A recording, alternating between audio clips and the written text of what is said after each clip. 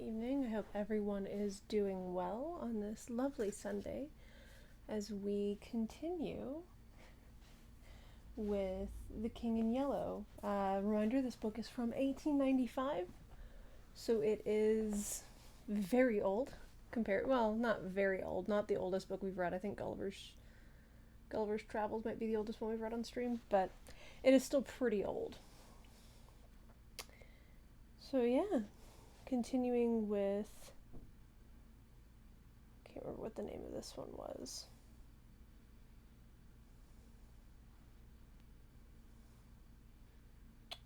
The Street of the First Shell. 2. West, standing in the doorway of a house in the Rue Serpentine, was speaking angrily. He said he didn't care whether Hartman liked it or not. He was telling him, not arguing with him. "You call yourself an American," he sneered. "Berlin and hell are full of that kind of American. You come loafing about Colette with your pockets stuffed with white bread and beef and a bottle of wine at 30 francs, and you can't really afford to give $1 to the American Ambulance and Public Assistance, which Braith does, and he's half-starved." Hartman retreated to the curbstone, but West followed him, his face like a thundercloud. "Don't you dare to call yourself a countryman of mine," he growled. "No, nor an artist either. Artists don't worm themselves into the service of the public defense, where they do nothing but feed like rats on the people's food. And I'll tell you now," he continued, dropping his voice, for Hartman had started as though stung, "you might better keep away from the Alsatian brasserie and the smug-faced thieves who haunt it. You know what they do with suspects." "You lie, you hound!" screamed Hartman, and flung the bottle in his hand straight at West's face. West had him by the throat in a second, and forcing him against the dead wall, shook him wickedly. "Now you listen to me," he muttered through his clenched teeth. "You are already a suspect, and I swear I believe you are a paid spy. It isn't my business to detect such vermin, and I don't intend to denounce you, but understand this. Colette don't like you, and I can't stand you, and if I catch you in this street again, I'll make it somewhat unpleasant. Get out, you sleek Prussian." Hartman had managed to drag a knife from his pocket, but West tore it from him and hurled him into the gutter. A gamin who had seen this burst into a peal of laughter which rattled harshly in the silent street. Then everywhere windows were raised and rows of haggard faces appeared, demanding to know why people should laugh in the starving city. "Is it a victory?" murmured one. "Look at that!" cried West as Hartman picked himself up from the pavement. "Look, you miser! Look at those faces!" But Hartman gave him a look which he never forgot and walked away without a word. Trent, who suddenly appeared at the corner, glanced curiously at West, who merely nodded toward his door, saying, "Come in, Fallowboy's upstairs." "What are you doing with that knife?" demanded Fallowby as he and Trent entered the studio. West looked at his wounded hand, which still clutched the knife, but saying, "Cut myself by accident," tossed it into a corner and washed the blood from his fingers. Fallowby, fat and lazy, watched him without comment, but Trent, half divining how things had turned, walked over to Fallowby, smiling. "I've a bone to pick with you," he said. "Where is it? I'm hungry," replied Fallowby with affected eagerness, but Trent, frowning, told him to listen. "How much did I advance you a week ago?" 380 francs, replied the other with a squirm of contrition. "Well, where is it?" Fallowby began a series of intricate explanations, which were soon cut short by Trent. "I know, you blew it in. You always blow it in. I don't care a rap what you did before the siege. I know you're rich and have a right to dispose of your money as you wish to, and I also know that, generally speaking, it's none of my business. But now it is my business, as I have to supply the funds until you get some more, which you won't until the siege is ended one way or another. I wish to share what I have, but I won't see it thrown out the window. Oh, yes, of course, I know you'll reimburse me, but that isn't the question.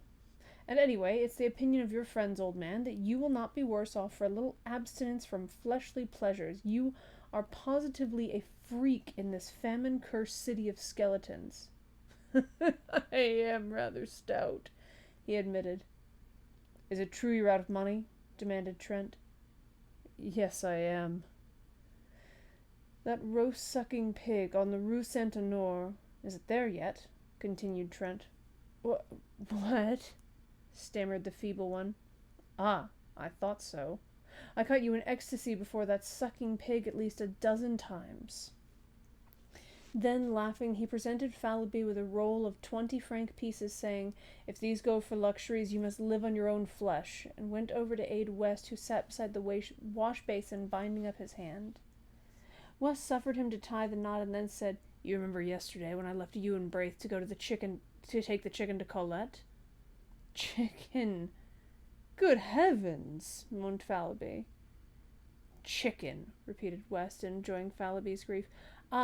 That is, I must explain that things are changed. Colette and I are to be married." What about the chicken?" groaned Fallowby. "Shut up," laughed Trent, and slipping his arm through West, walked to the stairway. "The poor little thing," said West. "Just think, not a splinter of firewood for a week, and wouldn't tell me because she thought I needed it for my clay figure. Whew! When I heard it, I smashed that smirking clay nymph to pieces, and the rest can freeze and be hanged." After a moment he added timidly, "Won't you call on your way down and say bonsoir? It's number 17.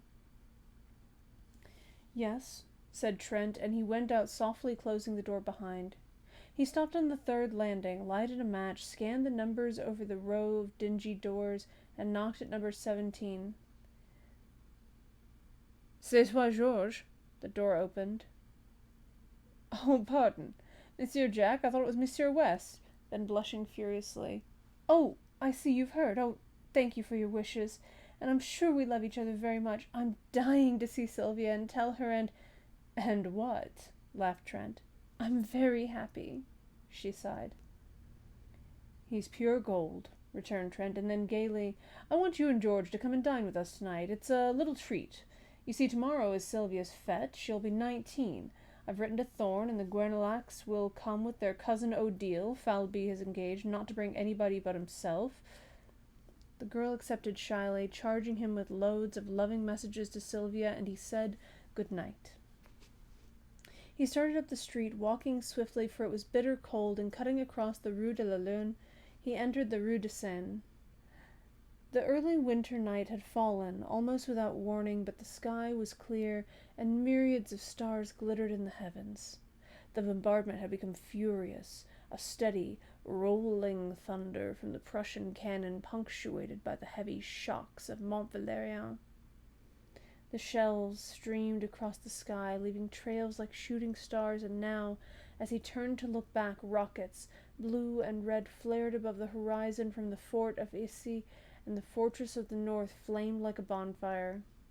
"Good news!" a man shouted over by the Boulevard Saint-Germain.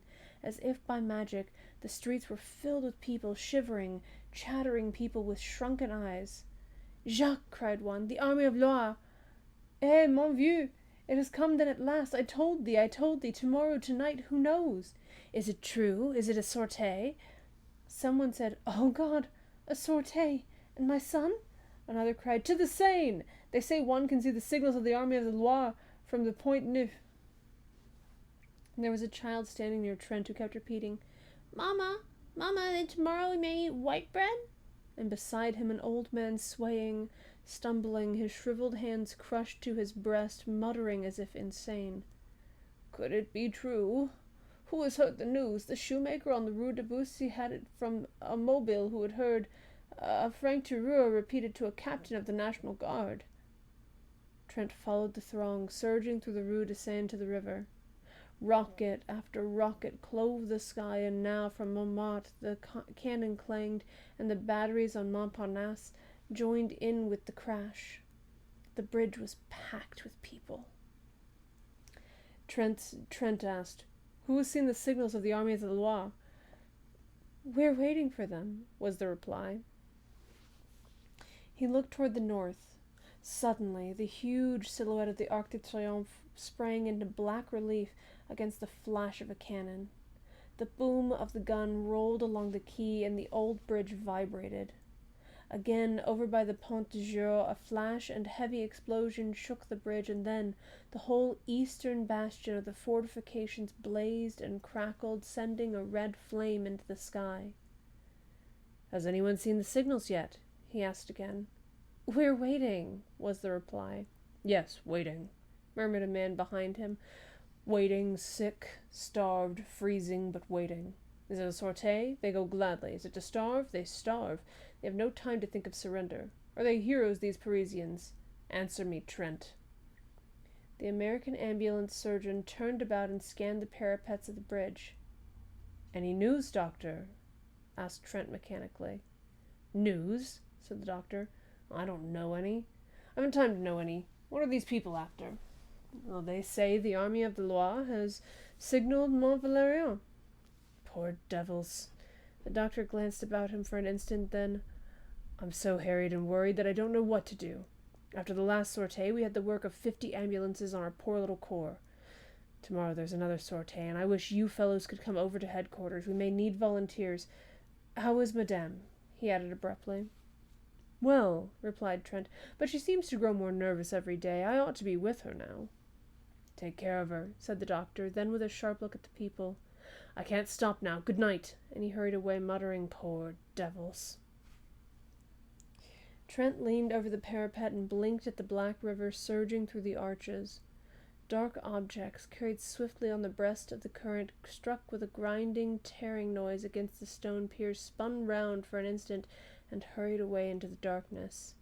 The ice from the Marne. As he stood, staring into the water, a hand was laid onto his shoulder. Hello, Southwark, he cried, turning around. This is a queer place for you. Trent, I have something to tell you. Don't stay here. Don't believe in the army of the Loire. And the attaché of the American legation slipped his arm through Trent's and drew him toward the Louvre. Then it's another lie, said Trent bitterly. Worse. We know at the legation. I can't speak of it. But that's not what I have to say. Something happened this afternoon. The Alsatian brasserie was visited, and an American named Hartmann has been arrested. Do you know him? I know a German who calls himself an American. His name is Hartmann. Well, he was arrested about 2 hours ago. They mean to shoot him. What? Of course, we at the legation can't allow them to shoot him offhand, but the evidence seems conclusive. Is he a spy? Well, the papers seized in his room are pretty damning proofs, and besides, he was caught, they say, swindling the Public Food Committee. He drew rations for 50. How? I don't know. He claims to be an American artist here, and we've been obliged to take notice of it at the legation. Nasty affair. To cheat the people at such a time is worse than robbing the poor box, cried Trent angrily. Let them shoot him. He's an American citizen. Yes, oh, yes, said the other with bitterness. American citizenship is a precious privilege when every goggle-eyed German, his anger choked him. Southwark shook his hands with him warmly. Can't be helped. We must own the carrion. I'm afraid you may be called upon to identify him as an American artist, he said with a ghost of a smile on his deep-lined face, and walked away through the Cours la Reine. Trent swore silently for a moment, and then drew out his watch. 7 o'clock. Sylvia will be anxious, he thought, and hurried back to the river. The crowd still huddled, shivering on the bridge, a somber, pitiful congregation peering out into the night for the signals of the army of the Loire, and their hearts beat time to the pounding of the guns, their eyes lighted with each flash from the bastions, and hope rose with the drifting rockets. A black cloud hung over the fortifications. From horizon to horizon the cannon smoke stretched in wavering bands, now capping the spires and domes with clouds, now blowing in streamers and shreds along the streets, now descending from the housetops, enveloping quays, bridges, and river in a sulphurous mist. And through the smoke pall the lightning of the cannon played, while from time to time a rift above showed a fathomless black vault set with stars. He turned again into the Rue de Seine, that sad, abandoned street with its rows of closed shutters and desolate ranks of unlighted lamps. He was a little nervous, and wished once or twice for a revolver, but the sinking forms which passed him in the darkness were too weak with hunger to be dangerous, he thought, and he passed on unmolested to his doorway, but there somebody sprang at his throat. Over and over the icy pavement he rolled with his assailant, tearing at the noose about his neck, and then with a wrench sprang to his feet. "Get up!" cried the other. Slowly, and with great deliberation, a small German picked himself up out of the gutter and surveyed Trent with disgust. "That's a nice clean trick," said Trent. "A whelp of your age, you'll finish against a dead wall. Give me that cord."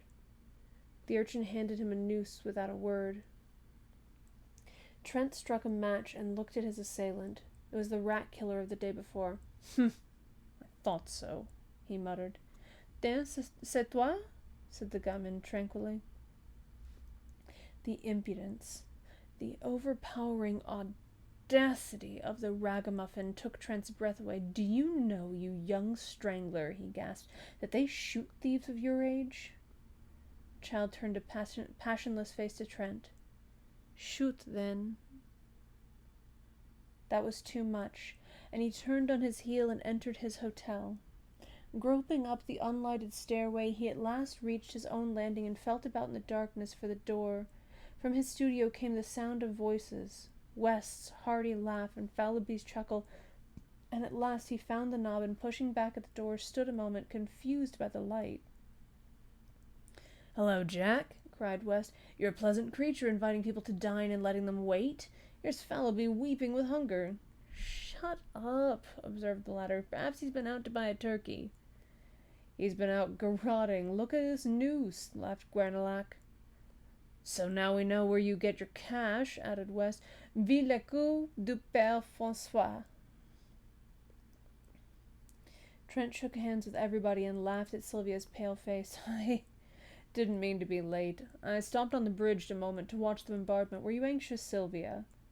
She smiled and murmured, "Oh, no," but her hand dropped into his and tightened convulsively. "To the table!" shouted Fallowby, and uttered a joyous whoop. "Take it easy," observed Thorne with a remnant of manners. "You're not the host, you know." Marie Guernalec, who had been chattering with Colette, jumped up and took Thorne's arm, and Monsieur Guernalec drew Odile's arm through his. Trent, bowing gravely, offered his own arm to Colette. West took in Sylvia, and Fallowby hovered anxiously in the rear. "You march around the table 3 times singing the Marseillaise, and Monsieur Fallowby pounds on the table and beats time," explained Sylvia. Fallowby suggested that they could sing after dinner, but his protest was drowned in the ringing chorus, "Aux hommes, formez vos bataillons, vos bataillons." Around the room they marched singing, "Marchons, marchons," with all their might, while Fallowby, with very bad grace, hammered on the table, consoling himself a little with the hope that the exercise would increase his appetite. Hercules, the black and tan, fled under the bed, from which retreat he yapped and whined until dragged out by Guernalec and placed in Odile's lap. "And now," said Trent gravely when everybody was seated, "listen." And he read the menu. Beef soup à la Sige de Paris, fish, sardine à la Père Lachaise, white wine, roti, red wine, fresh beef à la sauté, vegetables, canned beans à la chasse-pot, canned beans gravelotte, potatoes irlandaises, miscellaneous, cold corned beef à la Diaz, stewed prunes à la Garibaldi, dessert, dried prunes, white bread, currant jelly, tea, café, liqueurs, pipes, and cigarettes. Fallowby applauded frantically, and Sylvia served the soup. "Isn't it delicious?" sighed Odile. Marie Guernalec sipped her soup in rapture. "Not at all like horse, and I don't care what they say. Horse doesn't taste like beef," whispered Colette to West. Fallowby, who had finished, began to caress his chin and eye the tureen. "Have some more, old chap?" inquired Trent. "Monsieur Fallowby cannot have any more," announced Sylvia.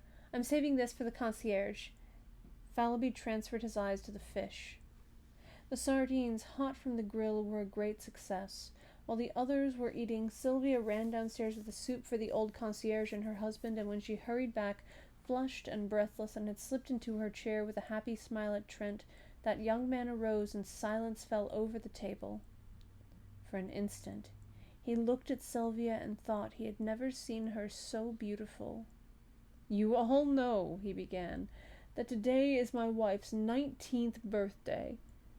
Fallowby, bubbling with enthusiasm, waved his glass in circles about his head to the terror of Odile and Colette, his neighbors, and Thorn, West, and Guernalec refilled their glasses 3 times before the storm of applause which the toast of Sylvia had provoked subsided.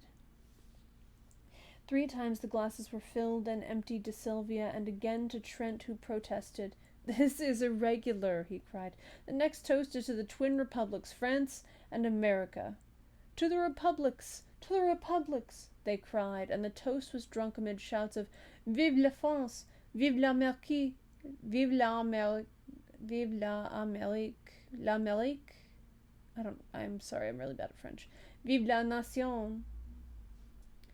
Then Trent, and with a smile at West, offered the toast to a happy pair. And everybody understood, and Sylvia leaned over and kissed Colette, while Trent bowed to West. The beef was eaten in comparative calm, but when it was finished and a portion of it set aside for the old people below, Trent cried, "Drink to Paris! May she rise from her ruins and crush the invader!" And the cheers rang out, drowning for a moment the monotonous thunder of the Prussian guns. Pipes and cigarettes were lighted, and Trent listened an instant to the animated chatter around him, broken by ripples of laughter from the girls or the mellow chuckle of Fallowby. Then he turned to West. "There's going to be a sortie tonight," he said. "I saw the American ambulance surgeon just before I came in, and he asked me to speak to you fellows. Any aid we can give him will not come amiss." Then, dropping his voice and speaking in English, "As for me, I shall go out with the ambulance tomorrow morning. There is of course no danger, but it's just as well to keep it from Sylvia." West nodded. Thorn and Guernalec, who had heard, broke in and offered assistance, and Fallowby volunteered with a groan. "All right," said Trent rapidly. "No more now, but meet me at ambulance headquarters tomorrow morning at 8. Sylvia and Colette, who were becoming uneasy at the conversation in English, now demanded to know what they were talking about. What does a sculptor usually talk about?" cried West with a laugh. Odile glanced reproachfully at Thorn, her fiancé. "You are not French, you know, and it is none of your business, this war," said Odile with much dignity. Thorn looked meek, but West assumed an air of outraged virtue. "It seems," he said to Fallowby, "that a fellow cannot discuss the beauties of Greek sculpture in his mother tongue without being openly suspected." Colette placed her hand over his mouth and, turning to Sylvia, murmured, "They are horribly untruthful, these men." "I believe the word for ambulance is the same in both languages," said Marie Guernalec saucily. "Sylvia, don't trust Monsieur Trent." "Jack," whispered Sylvia, "promise me—" A knock at the studio door interrupted her. "Come in," cried Fallowby, but Trent sprang up and, opening the door, looked out. Then, with a hasty excuse to the rest, he stepped into the hallway and closed the door. When he returned, he was grumbling. "What is it, Jack?" cried West. "What is it?" repeated Trent savagely. "I'll tell you what it is. I've received a dispatch from the American minister to go at once and identify and claim as a fellow countryman and brother artist a rascally thief and a German spy." "Don't go," suggested Fallowby. "If I don't, they'll shoot him at once." "Let them," growled Thorn. "Do you fellows know who it is?" "Hartman," shouted West, inspired. Sylvia sprang up, deathly white, but Odile slipped her arm around her and supported her to a chair, saying calmly, "Sylvia has fainted. It's the hot room. Bring some water." Trent brought it at once. Sylvia opened her eyes and after a moment rose and, supported by Marie Guernalec and Trent, passed into the bedroom. It was the signal for breaking up, and everybody came and shook hands with Trent, saying they hoped Sylvia would sleep it off and that it would be nothing. When Marie Guernalec took leave of him, she avoided his eyes, but he spoke to her cordially and thanked her for her aid. "Anything I can do, Jack?" inquired West, lingering, and then hurried downstairs to catch up with the rest. Trent leaned over the banisters, listening to their footsteps and chatter, and then the lower door banged, and the house was silent. He lingered, staring down into the blackness, biting his lips. Then, with an impatient movement, "I'm crazy," he muttered, and lighting a candle, went into the bedroom. Sylvia was lying on the bed. He bent over her, smoothing the curly hair on her forehead. "Are you better, dear Sylvia?" She did not answer, but raised her eyes to his. For an instant he met her gaze, but what he read there sent a chill to his heart, and he sat down, covering his face with his hands. At last she spoke, in a voice changed and strained, a voice which he had never heard, and he dropped his hands and listened, bolt upright in his chair.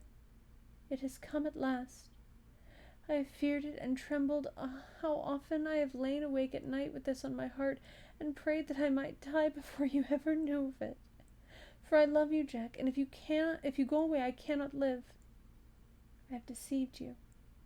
It happened before I knew you, but since that first day when you found me weeping in Luxembourg and spoke to me, Jack, I have been faithful to you in every thought and deed. I loved you from the first, and did not dare to tell you this, fearing that you would go away, and since then my love has grown, and oh, I suffered. But I dared not tell you, and now you know. You do not know the worst. For him now, what do I care? He was cruel. Oh, so cruel." She hid her face in her arms. "Must I go on? Must I tell you? Can you not imagine? Oh, Jack!" He did not stir. His eyes seemed dead. I was so young. I knew nothing, and he said that he loved me." Trent rose and struck the candle with his clenched fist, and the room was dark. The bells of St. Sulpice tolled the hour, and she started up, speaking with feverish haste. "I must finish.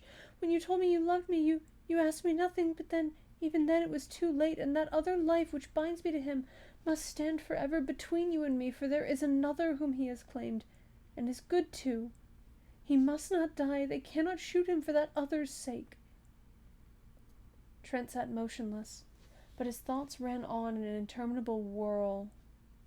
Sylvia, little Sylvia, who shared with him his student life, who bore with him the dreary desolation of the siege without complaint, this slender, blue-eyed girl who he was so quietly fond of, whom he teased or caressed as the whim suited, who sometimes made him the least bit impatient with her passionate devotion to him. Could this be the same Sylvia who lay there, weeping in the darkness? Then he clenched his teeth. Let him die, let him die. But then, for Sylvia's sake, and for that other's sake, yes, he would go. He must go. His duty was plain before him, but Sylvia, he could not be what he had been to her. And yet a vague terror seized him. Now all was said. Trembling, he struck a light. She lay there, her curly hair tumbled about her face, her small white hands pressed to her breast. He could not leave her, and he could not stay. He never knew before that he loved her. She had been a mere comrade, this girl, wife of his. Ah, he loved her now with all his heart and soul, and he knew it only when it was too late.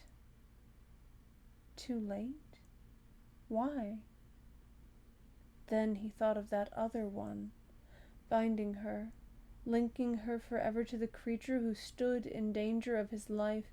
With an oath he sprang to the door, but the door would not open, or was it that he pressed it back, locked it, flung himself on his knees beside the bed, knowing that he dared not for his life's sake leave what was all his life. Going to take a quick sip of tea.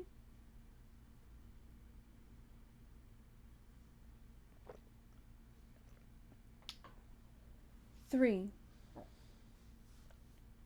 It was 4 in the morning when he came out of the prison of the condemned with the secretary of the American legation. A knot of people had gathered around the American minister's carriage, which stood in front of the prison, the horses stamping and pawing in the icy street, the coachman huddled in the box, wrapped in furs. Southwark helped the secretary into the carriage and shook hands with Trent, thanking him for coming. "How the scoundrel did stare," he said. "Your evidence was worse than a kick, but it saved his skin for the moment at least, and prevented complications." The secretary sighed. We've done our part, now let them prove him a spy, and we just wash our hands of him. Come in, jump in, Captain. Come along, Trent. I have a word to say to Captain Southwark. I won't detain him, said Trent hastily, and dropping his voice. Southwark, help me now. You know the story from the Blackguard. You know the child is at his rooms.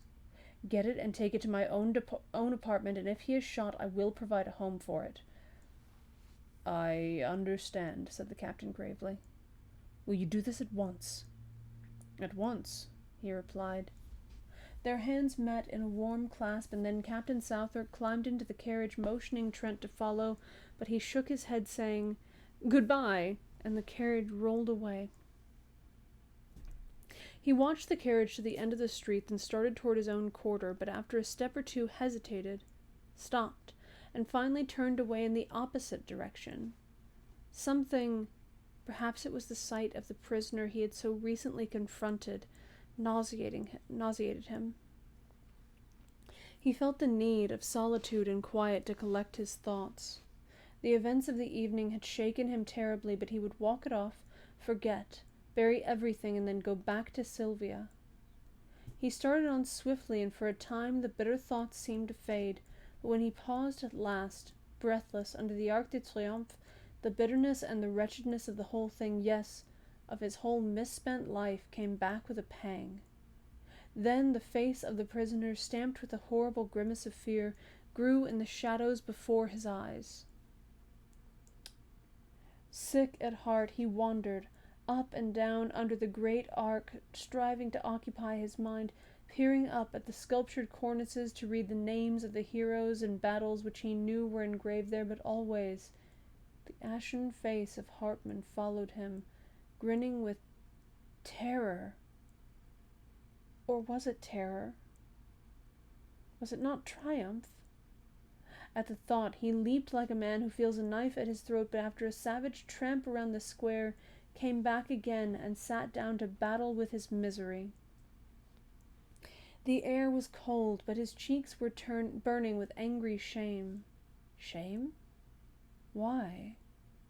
Was it because he had married a girl whom chance had made a mother? Did he love her? Was this miserable bohemian existence then his end and aim in life? He turned his eyes upon the secrets of his heart and read an evil story, the story of the past, and he covered his face for shame while keeping time to the dull pain throbbing in his head. His heart beat out a story for the future, shame and disgrace. Roused at last from a lethargy which had begun to numb the bitterness of his thoughts, he raised his head and looked about. A sudden fog had settled in the streets. The arches of the arc were choked with it. He would go home. A great horror of being alone seized him. But he was not alone. The fog was peopled with phantoms. All around him in the mist they moved, drifting through the arches in lengthening lines, and vanished, while from the fog others rose up, swept past, and were engulfed. He was not alone, for even at his side they crowded, touched him, swarmed before him, beside him, behind him, pressed him back, seized, and bore him with them through the mist. Down a dim avenue, through lanes and alleys white with fog, they moved, and if they spoke, their voices were dull as the vapor which shrouded them. At last, in front, a bank of masonry and earth cut by a massive iron-barred gate towered up in the fog. Slowly, and more slowly, they glided, shoulder to shoulder and thigh to thigh. Then all movement ceased. A sudden breeze stirred the fog. It wavered and eddied. Objects became more distinct. A pallor crept above the horizon, touching the edges of the watery clouds, and drew dull sparks from 1,000 bayonets. Bayonets. They were everywhere, cleaving the fog or flowing beneath it in rivers of steel. High on the wall of masonry and earth a great gun loomed, and around it figures moved in silhouettes. Below, a broad torrent of bayonets swept through the iron-barred gateway out into the shadowy plain. It became lighter, Faces grew more distinct among the marching masses, and he recognized one. You, Philippe. The figure turned its head. Trent cried, "Is there room for me?" But the other only waved his arm in a vague adieu and was gone with the rest. Presently the cavalry began to pass, squadron on squadron, crowding out into the darkness, then many cannon, then an ambulance, then again the endless lines of bayonets. Beside him, a cuirassier sat on his steaming horse, and in front, among a group of mounted officers, he saw a general with the astrakhan collar of his dolman turned up about his bloodless face. Some women were weeping near him, and one was struggling to force a loaf of black bread into a soldier's haversack. The soldier tried to aid her, but the sack was fastened and his rifle bothered him, so Trent held it while the woman unbuttoned the sack and forced in the bread, now all wet with her tears. The rifle was not heavy. Trent found it wonderfully manageable. Was the bayonet sharp? He tried it. Then a sudden longing, a fierce, imperative desire took possession of him. "Chouette!" cried a gamin, clinging to the barred gate. "Encore toi m'en veux?" Trent looked up, and the rat-killer laughed in his face, but when the soldier had taken the rifle again and, thanking him, ran hard to catch his battalion, he plunged into the throng about the gateway. "Are you going?" he cried to a marine who sat in the gutter bandaging his foot. "Yes." Then a girl, a mere child, caught him by the hand and led him into the cafe which faced the gate. The room was crowded with soldiers, some, white and silent, sitting on the floor, others groaning on the leather-covered settees. The air was sour and suffocating. "Choose," said the girl with a little gesture of pity. "They can't go." In a heap of clothing on the floor he found a capote and kepi. She helped him buckle his knapsack, cartridge box, and belt, and showed him how to load the chassepot rifle, holding it on her knees. When he thanked her, she started to her feet. "You're a foreigner." "American," he said, moving toward the door, but the child barred his way. "I am a Breton. My father is up there with the cannon of the marine. He'll shoot you if you're a spy." They faced each other for a moment, then, sighing, he bent over and kissed the child. "Pray for France, little one," he murmured, and she repeated with a pale smile, "For France and you, bon monsieur." He ran across the street and through the gateway. Once outside, he edged into line and shouldered his way along the road. A corporal passed, looked at him, repassed, finally called an officer. "You belong to the 60th, growled the corporal, looking at the number on his kepi. "We have no use for franc-tireurs," added the officer, catching sight of his black trousers. "I wish to volunteer in place of a comrade," said Trent, and the officer shrugged his shoulders and passed on. Nobody paid much attention to him, one or two merely glancing at his trousers. The road was deep with slush and mud-plowed and torn by wheels and hoofs. A soldier in front of him wrenched his foot in an icy rut and dragged himself to the edge of the embankment, groaning. The plain on either side of them was gray with melting snow. Here and there, behind dismantled hedgerows, stood wagons bearing white flags with red crosses. Sometimes the driver was a priest, in rusty hat and gown, sometimes a sister of charity, sometimes a crippled mobile. Once they passed a wagon driven by a sister of charity. Silent, empty houses with great rents in their walls, and every window blank, huddled along the road. Further on, within the zone of danger, nothing of human habitation remained, except here and there a pile of frozen bricks or a blackened cellar choked with snow. For some time Trent had been annoyed by the man behind him who kept treading on his heels. Convinced at last that it was intentional, he turned to remonstrate and found himself face to face with a fellow student from the Beaux-Arts. Trent stared. "I thought you were in the hospital." The other shook his head, pointing to his bandaged jaw. "I see, you can't speak. Can I do anything?" The wounded man rummaged in his haversack and produced a crust of black bread. "He can't eat it. His jaw's smashed and he wants you to chew it for him," said the soldier next to him. Trent took the crust and, grinding it in his teeth morsel by morsel, passed it back to the starving man. From time to time, mounted orderlies sped to the front, covering them with slush. It was a chilly, silent march through sodden meadows wreathed in fog. Along the railroad embankment, across the ditch, another column moved parallel to their own. Trent watched it. A somber mass, now distinct, now vague, now blotted out in a puff of fog. Once, for half an hour, he lost it, but when again it came into view, he noticed a thin line detach itself from the flank and, bellying in the middle, swing rapidly to the west. At the same moment, a prolonged crackling broke out in the fog in front. Other lines began to slough off from the column, swinging east to west, and the crackling became continuous.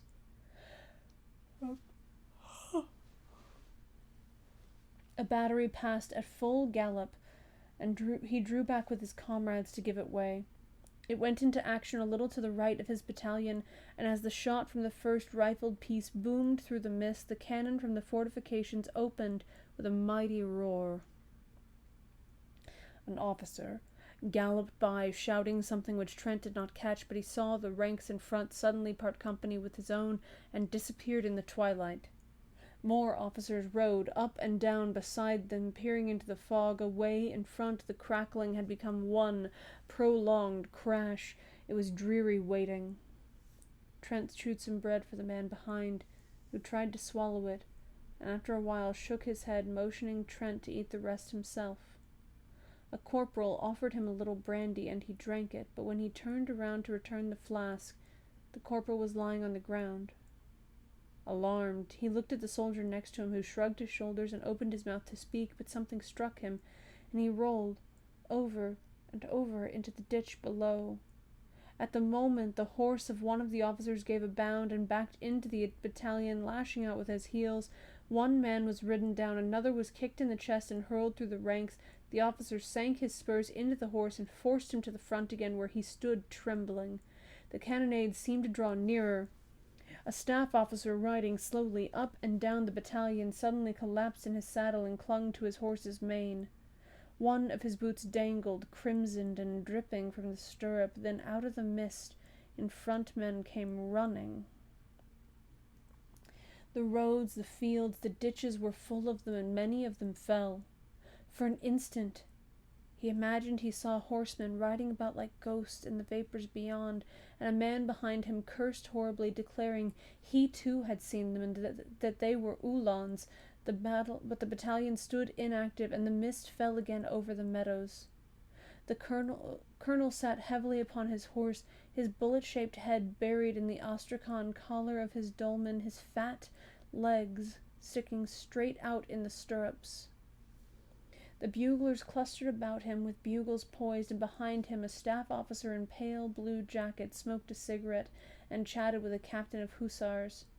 From the road in front came the sound of furious galloping, and an orderly reined up beside the colonel, who motioned him to the rear without turning his head. Then, on the left, a confused murmur arose, which ended in a shout. A hussar passed like the wind, followed by another, and then squadron after squadron whirled by them into the sheeted mist. At that instant, the colonel reared in his saddle, the bugles clanged, and the whole battalion scrambled down the embankment, over the ditch, and started across the soggy meadow. Almost at once, Trent lost his cap. Something snatched it from his head. He thought it was a tree branch. A good many of his comrades rolled over in the slush and ice, and he imagined that they had slipped. One pitched right across his path, and he stopped to help him up, but the man screamed when he touched him, and an officer shouted, "Forward! Forward!" So he ran on again. It was a long jog through the mist, and he was often obliged to shift his rifle. When at last they lay panting behind the railroad embankment, he looked about him. He had felt the need of action, of a desperate, physical struggle, of killing and crushing. He'd been seized with a desire to fling himself among masses and tear right and left. He longed to fire, to use the thin, sharp bayonet on his chassepot. He had not expected this. He wished to become exhausted, to struggle and cut until incapable of lifting his arm. Then he had intended to go home. He heard a man say that half the battalion had gone down in the charge, and he saw another examining a corpse under the embankment. The body, still warm, was clothed in a strange uniform, but even when he noticed the spiked helmet lying a few feet further away, he did not realize what had happened. The colonel sat on his horse a few feet to the left, his eyes sparkling under the crimson kepi. Trent heard him reply to an officer, "I can hold it, but another charge and I won't have enough men left to sound a bugle." "Were the Prussians here?" Trent asked of a soldier who sat wiping the blood trickling from his hair. "Yes. The hussars cleaned them out. We caught their crossfire." "We're supporting a battery on the embankment," said another. Then the battalion crawled over the embankment and moved along the lines of twisted rails. Trent rolled up his trousers and tucked them into his woolen socks, but they halted again, and some of the men sat down on the dismantled railroad track. Trent looked for his wounded comrade from the Beaux-Arts. He was standing in his place, very pale. The cannonade had become terrific. For a moment, the mist lifted. He caught a glimpse of the 1st Battalion motionless on the railroad track in front, of regiments on either flank, and then, as the fog settled again, the drums beat and the music of the bugles began away on the extreme left. A restless movement passed among the troops. The colonel threw up his arm, and the drums rolled, and the battalion moved off through the fog. They were near the front row, for the battalion was firing as it advanced. Ambulances galloped along the base of the embankment to the rear, and the hussars passed and repassed like phantoms.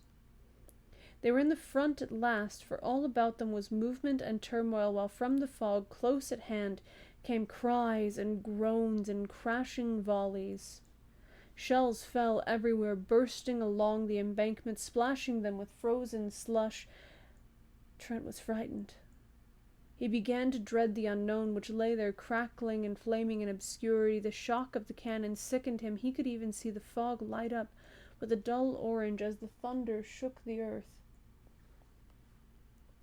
It was near, he felt certain, for the colonel shouted, "Forward!" and the 1st Battalion was hastening into it. He felt its breath. He trembled, but hurried on. A fearful discharge in front terrified him. Somewhere in the fog men were cheering, and the colonel's horse, streaming with blood, plunged about in the smoke. Another blast and shock, right in his face, almost stunned him, and he faltered. All the men to the right were down. His head swam. The fog and smoke stupefied him. He put out his hand for support and caught something.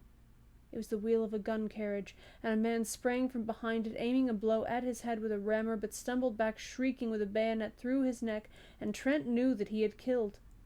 Mechanically, he stooped to pick up his rifle, but the bayonet was still in the man, who lay, beating with red hands against the sod. It sickened him, and he leaned on the cannon. Men were fighting all around him now, and the air was foul with smoke and sweat.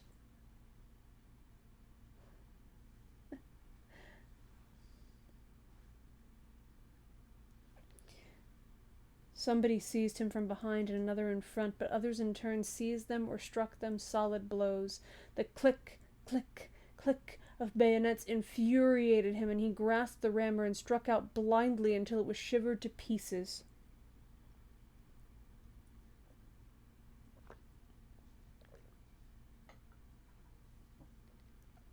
A man threw his arm around his neck and bore him to the ground, but he throttled him and raised himself on his knees. He saw a comrade seize the cannon and fall across it with his skull crushed in. He saw the colonel tumble clean out of his saddle into the mud. Then consciousness fled. When he came to himself, he was lying on the embankment among the twisted rails. On every side huddled men who cried out and cursed and fled away into the fog, and he staggered to his feet and followed them. Once he stopped to help a comrade with a bandaged jaw who could not speak but clung to his arm for a time and then fell dead in the freezing mire, and again he aided another who groaned, "Trent, c'est moi, Philippe," until a sudden volley in the mist relieved him of his charge. An icy wind swept down from the heights, cutting the fog into shreds. For an instant, With an evil leer, the sun peered through the naked woods of Vincennes, sank like a blood clot in the battery smoke lower, lower into the blood-soaked plain.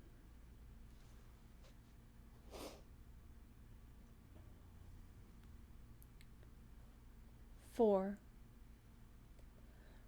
When midnight sounded from the belfry of Saint Sulpice, the gates of Paris were still choked with fragments of what had once been an army. They entered with the night, a sullen horde, spattered with slime, faint with hunger and exhaustion.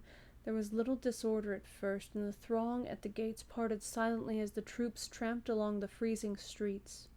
Confusion came as the hours passed, swiftly and more swiftly crowding squadron after squadron and battery on battery, horses plunging and caissons jolting. The remnants from the front surged through the gates, a chaos of cavalry and artillery struggling for the right-of-way. Close upon them stumbled the infantry. Here, a skeleton of a regiment marching with a desperate attempt at order. There, a riotous mob of mobiles crushing their way to the streets. Then, a turmoil of horsemen, cannon, troops without, officers without men. Then again a line of ambulances, the wheels groaning under their heavy loads. Dumb with misery, the crowd looked on. All through the day the ambulances had been arriving, and all day long the ragged throng whimpered and shivered by the barriers. At noon the crowd was increased tenfold, filling the squares about the gate and swarming over the inner fortifications.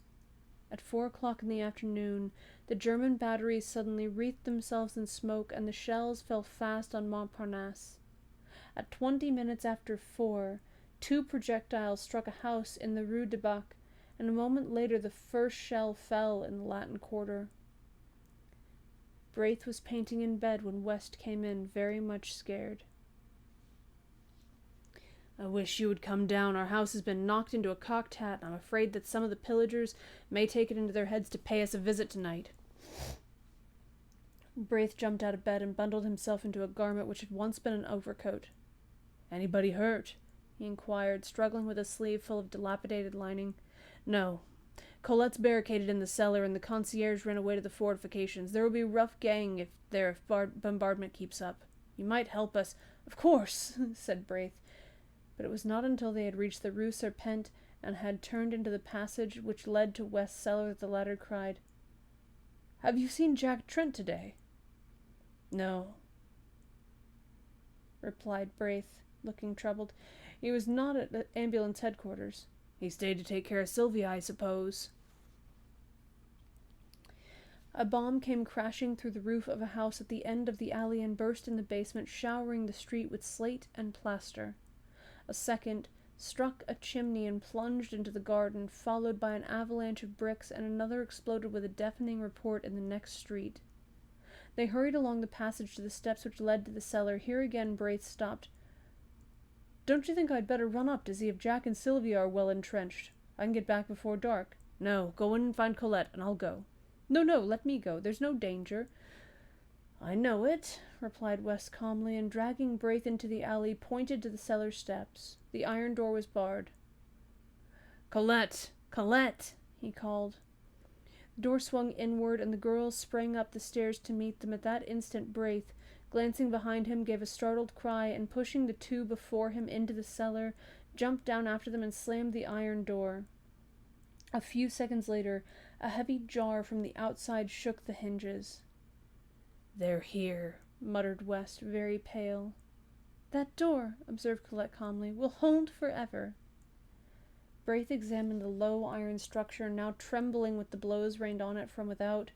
West glanced anxiously at Colette, who displayed no agitation, and this comforted him. "I don't believe they'll spend much time here," said Braith. "They only rummage in cellars for spirits, I imagine." "Unless they fear that valuables are buried here." "But surely nothing is buried here," exclaimed Braith uneasily. "Unfortunately there is," growled West. "That miserly landlord of mine." A crash from the outside, followed by a yell, cut him short. Then blow after blow shook the doors until there came a sharp snap, and a clinking of metal, and a triangular bit of iron fell inwards, leaving a hole through which struggled a ray of light. Instantly, West knelt, and shoving his revolver through the aperture, fired every cartridge. For a moment the alley resounded with the racket of the revolver, then absolute silence followed. Presently a single questioning blow fell upon the door, and a moment later another, and another, and then a sudden crack zigzagged across the iron plate. "Here," said West, seizing Colette by the wrist. "You follow me. Braith," and he ran swiftly toward a circular spot of light at the further end of the cellar. The spot of light came from a barred manhole above. West motioned Braith to mount on his shoulders. "Push it over, you must." With little effort, Braith lifted the barred cover, scrambled out on his stomach, and easily raised Colette from West's shoulders. "Quick, old chap," cried the latter. Braith twisted his legs around a fence chain and leaned down again. The cellar was flooded with a yellow light. The air reeked with the stench of petroleum torches. The iron door still had, but a whole plate of metal was gone, and now they looked. A figure came creeping through, holding a torch. "Quick," whispered Braith. "Jump!" And West hung, dangling, until Colette dragged him out by the collar, and Colette grasped him by the collar, and he was dragged out. My bad. Then her nerves gave way, and she wept hysterically, but West threw his arm around her and led her across the gardens into the next street, where Braith, after replacing the manhole cover and piling some stone slabs from the wall over it, rejoined them. It was almost dark. They hurried through the street, now only lighted by burning buildings or the swift glare of shells. They gave wide berth to the fires, but at a distance saw the flitting forms of pillagers among the debris. Sometimes they passed a female fury crazed with drink, shrieking anathemas upon the world, or some slouching lout whose blackened face and hands betrayed his share in the work of destruction. At last they reached the Seine and passed the bridge, and then Braith said, "I must go back. I'm not sure of Jack and Sylvia." As he spoke, he made way for a crowd which came trampling across the bridge and along the river wall by the d'Orsay barracks. In the midst of it, West caught the measured tread of a platoon. A lantern passed, a file of bayonets, then another lantern which glimmered on a deathly face behind, and Colette gasped, "Hartman!" and he was gone. They peered fearfully across the embankment, holding their breath. There was a shuffle of feet on the quay, and the gate of the barracks slammed. A lantern shone for a moment at the postern. The crowd pressed to the grille. Then came the clang of the volley from the stone parade. One by one, the petroleum torches flared up along the embankment, and now the whole square was in motion.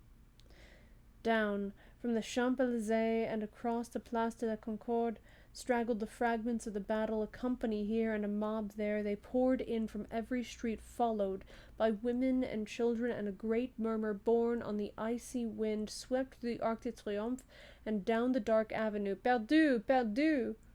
A ragged end of a battalion was pressing past, the spectre of annihilation. West groaned.